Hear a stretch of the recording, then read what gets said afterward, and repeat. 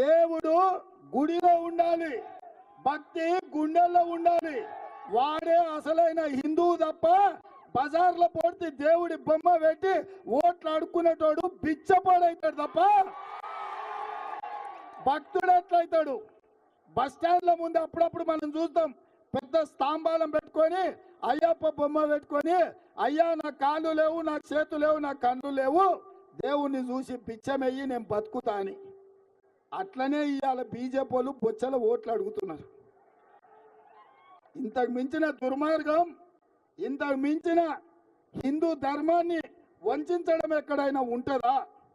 అందుకే మిత్రులారా, ఇవాళ మన ధర్మాన్ని కాపాడుకోవాలి, మన రైతులను ఆదుకోవాలి, మన పసుపు బొడ్డు తెచ్చుకోవాలి, మన చక్కెర పరిశ్రమ తెరుచుకోవాలి అంటే పెద్దలు జీవనన్న గెలవాలి. మాకందరికీ పెద్దన్న